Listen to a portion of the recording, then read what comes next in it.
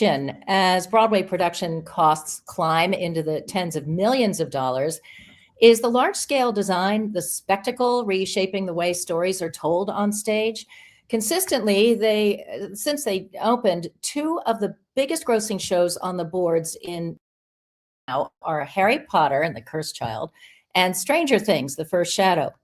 For the week that just closed, as we are reporting this, February 2026, the top 5 grossing shows are, and we'll take them in order, Harry Potter and the Cursed Child, Hamilton, The Lion King, Wicked, and Stranger Things, the First Shadow. Now, while it's true all those shows have a strong established fan base, the illusions are world building, and they are very immersive as well. Sometimes it's so seamless you can get lost in it, but sometimes it can be so dazzling it can take you out of the moment of the story just because they can. Should they? So joining me now to talk about all of this are two people who examine that line each day. Ben Piercy, a design leader at 59 Productions, a studio known for integrating projection and visual storytelling into major Broadway and international productions, including Ragtime, that we're seeing this season, and Stranger Things, The First Shadow, and the Met Opera, Cavalier and Clay, that just closed a few weeks ago, but it was pretty spectacular in its own right. Along with us is David Barber, the editor and chief of Lighting and Sound America, one of the leading trade publications covering the technical side of live entertainment. For decades, David's reporting on the innovations and trends in stagecraft, and he has reviewed productions through the lens of how design functions in storytelling. So, Ben, let's start with you. First of all, congratulations on the Tony Award that you won for Stranger Things. I know it was the whole set design crew, and that crew was immense for this production. It is a show that obviously had to rely heavily on special effects and stagecraft, quite a technical feat. But when you're given a budget, or when the show's budget is upwards of 30, I think it was about $40 million,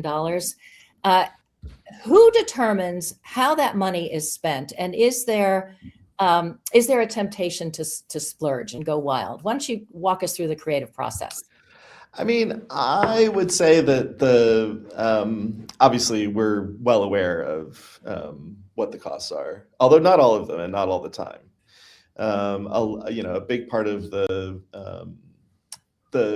work that we do, video design, is, I would say, a fairly small part of the overall cost of the production. It has a big impact, but it isn't as much as the scenery costs to build. But that said, we don't come at it from the beginning from how much are we going to spend on it. We come at it from how are we going to tell this story. And that was, frankly, the biggest challenge with something like First Shadow. First Shadow is written by Kate Trefree, who had never written for the stage before. And that's she had written parts of the series that's becoming more and more common. And so the scripts that we get, the writers that are writing those scripts are writing stories that sweep through locations. They change, there's probably 30 scenes in Act 1 in First Shadow. And so it's the challenge for us is how to tell that story. Mm-hmm. Technology is certainly the tool that we use to tell that story, but it is just a tool. What we have to start with is actually how to tell it in the first place. And mm-hmm. When you see in the script, a battleship appears in an upside down world. It's to actually do that, you have to sort of craft it. And Kate early on said, I shouldn't write this. I don't know how to write anything for theater. But Stephen Daldry, who essentially came up with the idea of doing Stranger Things for the stage, Stephen said, don't worry about the theater part.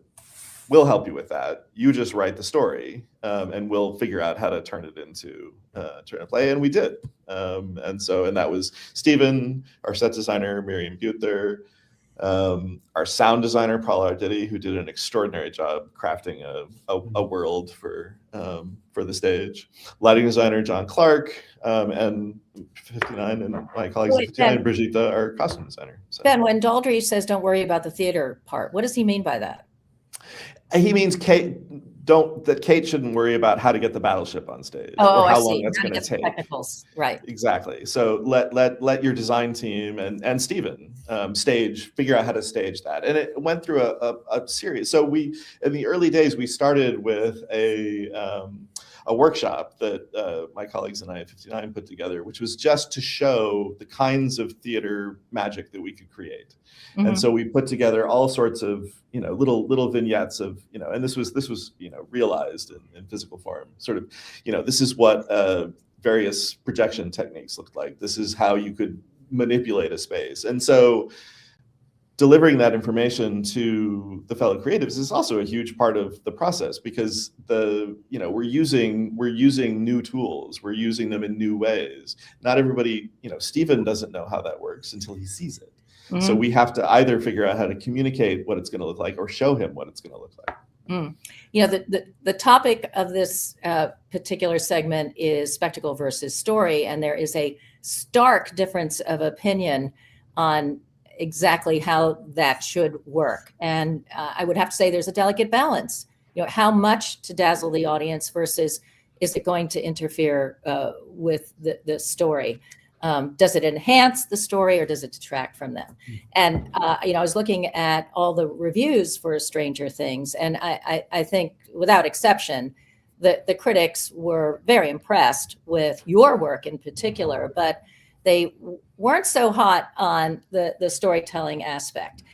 But interestingly, there was one reviewer that I'm actually going to quote this: "Enough can't be said for this production."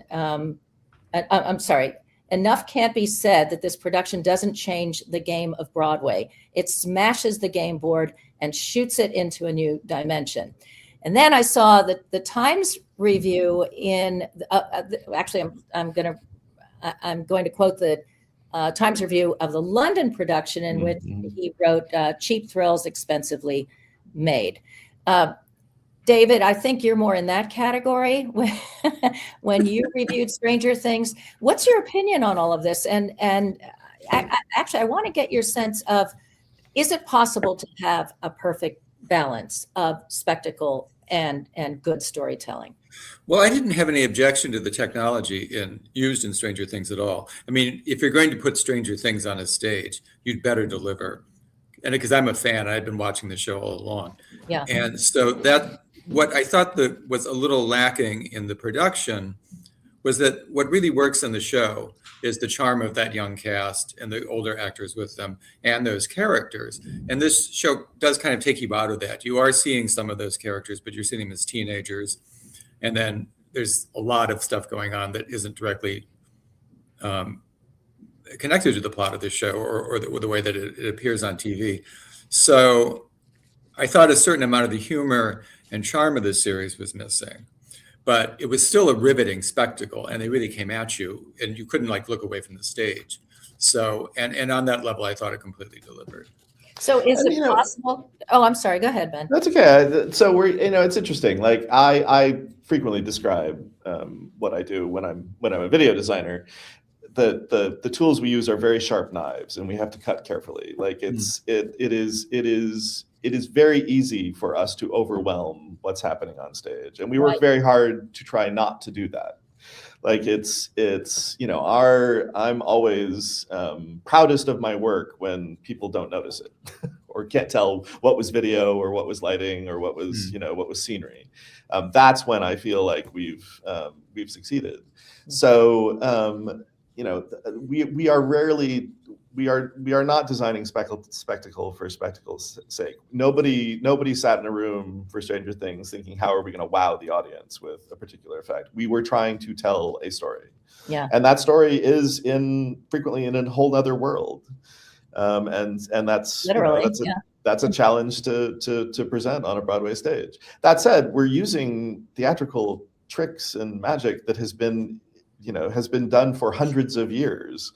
we're using some new tools that didn't exist hundreds of years ago, but a lot of the tools we use did exist, have existed That's for a very very long true. time.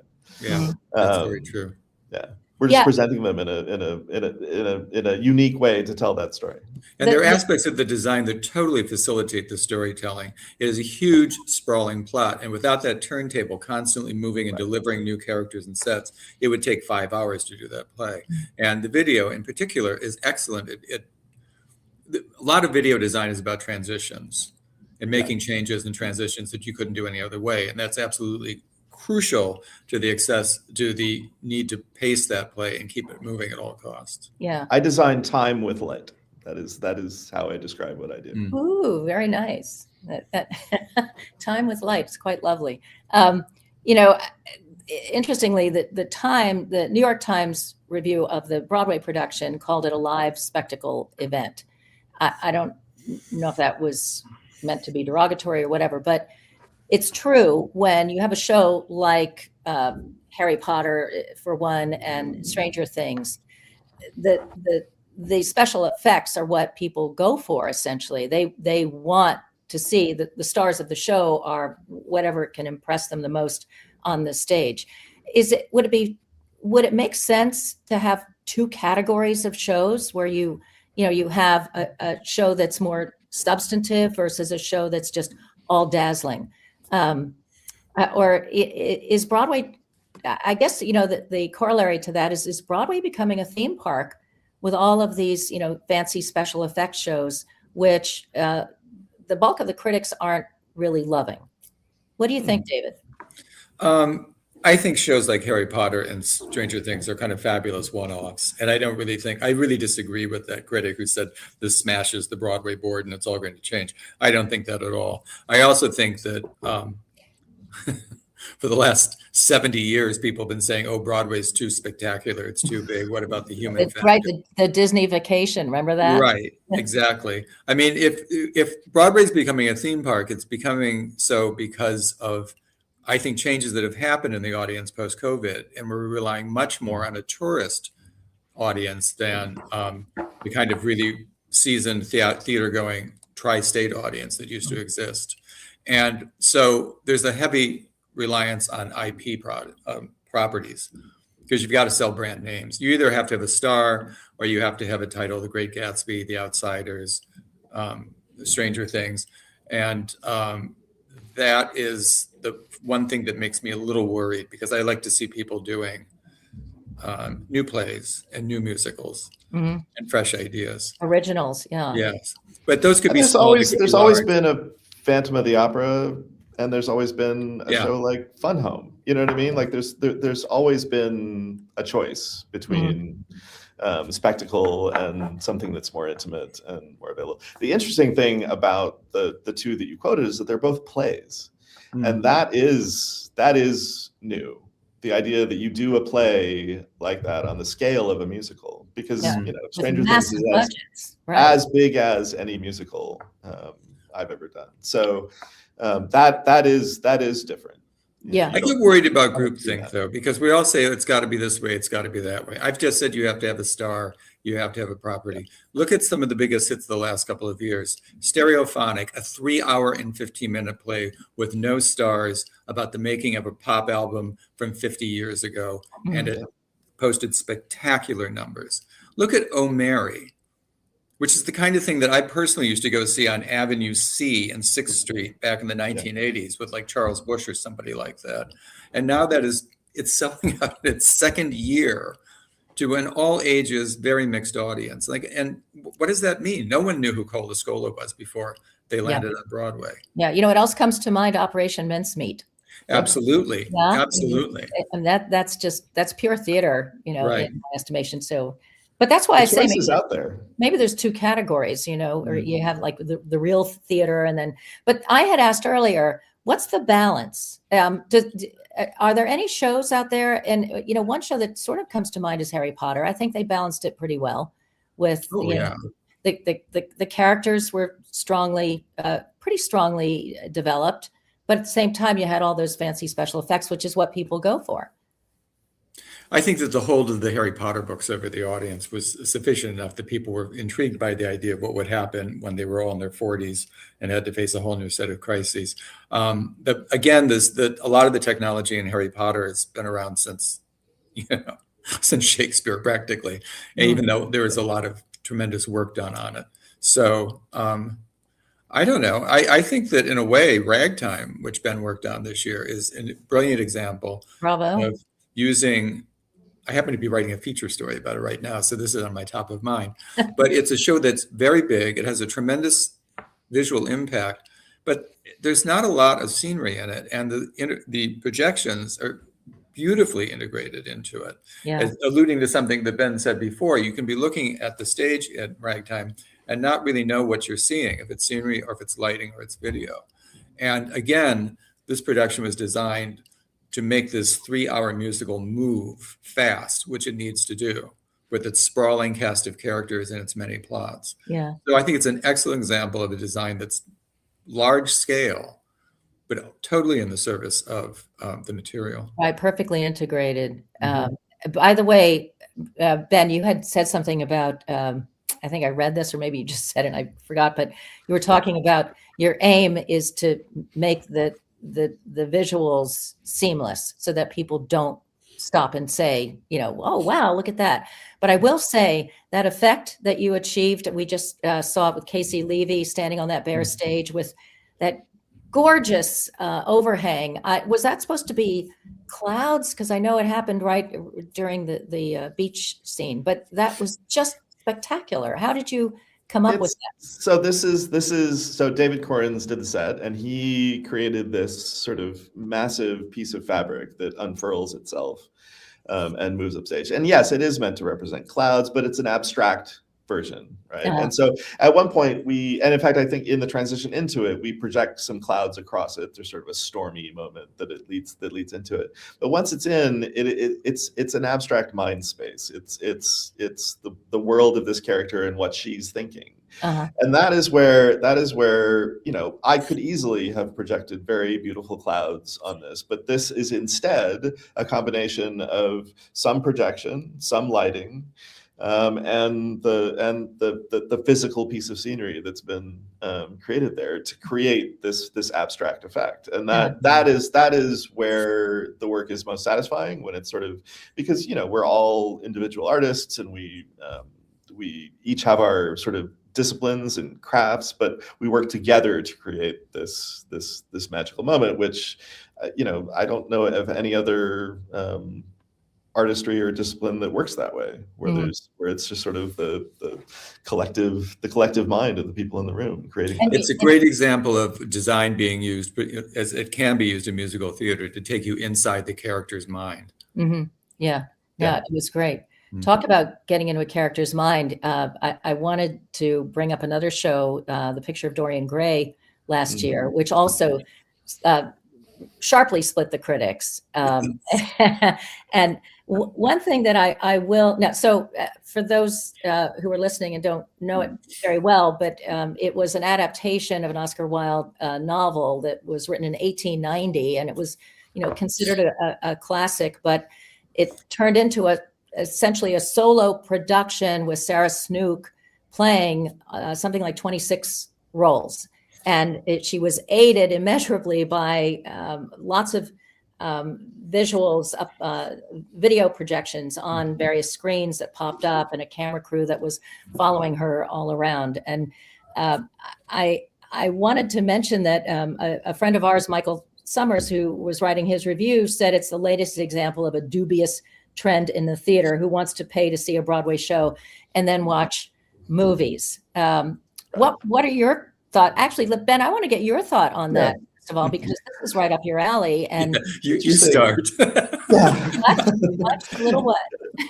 It's interesting. Like, so that we have done a lot of work with live video. We used to work with Katie Mitchell quite a lot, and where we would create an experience where actors were performing something on stage and they were being filmed in that moment by other actors who were operating cameras. And we created this sort of live cut of that as a film that was projected above the stage. So as it was happening on stage, as you could see the actors performing their scenes, you saw the movie they were making, or essentially a film version of the story above the stage. And that, I think that is an interesting way of applying live camera to the thing. I have no objection to telling a story in the way that they did it on Dorian and Gray, because I think, I think one of the problems we have in the theater is scale, right? We have an audience who's very used to seeing things on television, seeing the close-up of the actor, or in a film. And in a theater, if you're sitting in the back row of the orchestra, that person is very small.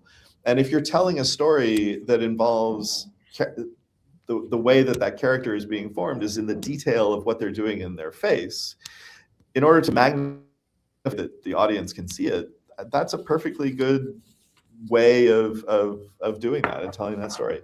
It is more like watching TV or seeing a film. It is still live in front of you, and it is still, I think, a really compelling way to tell the story. So I have no objection to. All right, I didn't either, but David, I think you did. I did, yes. I think that Sarah Snook is such a brilliant actress with a magnificent vocal instrument, and I don't need all that technology getting in between her and us. Because to me, I love projection design. It can be so useful in the theater, but the fundamental aspect of theater that makes it different from everything else is that actor-audience direct line of contact. And when that gets interfered with, I'm not happy at all. So. Yeah, I really didn't like Sunset Boulevard for the same reason. That brings up West Side Story. The Ivo von Hove. Right, he's the one who got it all started. Ivo von Hove. Right, he's the king of this. Yeah, and that network that turned me off. I thought it was extremely distracting and overpowering the drama. But that's to each our own. By the way, Michael Summers also said something that really got my attention, and he said that the watching Dorian Gray, the event proved more exhausting than exhilarating to this. I think he said to this boomer taste or attention span or something like that. Is it a generational thing? Do you think? Is this? Are we just authentic curmudgeons here? Yeah, and without doubt. This is the new state of the art, and we're just going to have to live with it. Is that? Well, people used to screens all the time. Yeah. Right. I mean, the same director has Cynthia Erivo in the West End right now doing Dracula. And the reviews for that have not been as strong as they were for Dorian Gray. But yeah, it's an art form. And he's coming to St. Anne's, in May with The Maids by Genet, and there's a lot of video on that as well. I don't know it's going to keep Ben awfully busy. I mean, if this is the future of Broadway, I think you're going to do very well. Yeah. Yeah. Well, I mean, tell us what's coming up then. I would be grateful for it. Well, we've just done a production of The Last Ship, which stars Sting and his friend Shaggy. It is currently playing in Paris at the Scène Musicale, and will in June open on the Metropolitan Opera stage, which is very exciting for us. We've done quite a lot of work there, and it's very exciting to be bringing that story to New York. Yeah, we should remind our audience, this is not a new show. It was produced quite a few years ago on Broadway. And it was mixed results, right? I liked it. I liked it a lot. It was. It always, it's interesting. It's a story that's very personal to Sting, and I think when he's in this production, he plays Jackie White, the foreman of the shipyard, and it is such a personal story to him that when he is part of telling it, it's a really compelling story. And I think it's had a few iterations. We were working on a tour of it that closed at the beginning of COVID. But this is again a new production, and I think we've sort of figured out how to tell this story in a really interesting way. And it has a gorgeous score. Yeah, I did. I love the music. But the fact that you're involved is the technical aspects, or are there special effects that you're It gonna- is. We have created. So 59 designed the scenery and the video for this production. Yeah. And which is exciting for us. This is what we want to be doing is designing because we're a team of people, creative people who like to work together and like to work closely together. But I have to assume with your involvement, it's a step up from the previous production. Yeah. Well, we also did the previous production, so not the previous Broadway production, but the tour that was going, we did.